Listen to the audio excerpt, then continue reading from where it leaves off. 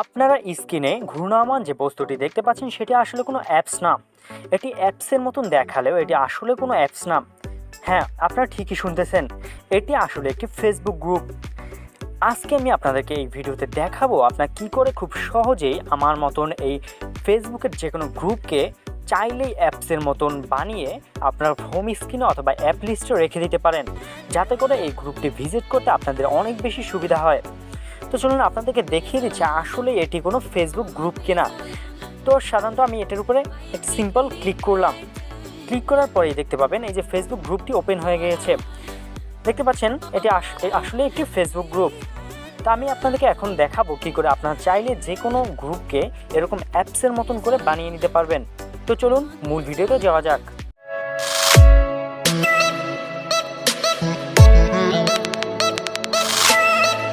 যে কোনো ফেসবুক গ্রুপকে অ্যাপসে পরিবর্তন করতে হলে আপনাকে প্রথমে আপনাদের ফোনে ফেসবুক অ্যাপসটি ওপেন করে নিতে হবে।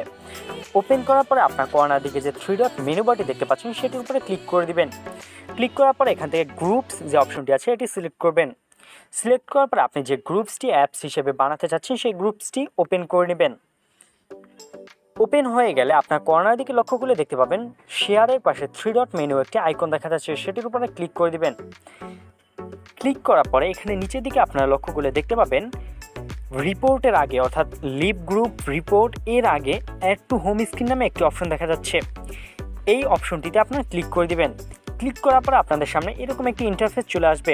এখান থেকে আপনার সিম্পলি অ্যাড যে বাটনটি আছে এটিতে ক্লিক করে দিবেন। ক্লিক করার পর আপনার ব্যাক বাটন দিয়ে বেরিয়ে যাবেন। ফেসবুকে আপনাদের কাজ শেষ। এখন আপনারা একটু স্ক্রল করে এদিকে চলে আসবেন। আসার পর দেখতে পাবেন এই যে এভারগ্রিন ওই গ্রুপটার একটি অ্যাপস ওপেন চলে এসেছে। তো এটিকে আপনারা একটু স্ক্রল করে যদি সামনের দিকে আনতে চান সেক্ষেত্রে নিয়ে আসতে পারেন, অথবা যেখানে আছে সেখানেও আপনি চাইলে রাখতে পারেন। এটা আপনি আপনার হোম স্ক্রিনে আনার পরে আপনি যদি এটাকে ওপেন করেন তাহলে দেখবেন এটি সেই অ্যাপসে ওপেন হয়ে যাবে।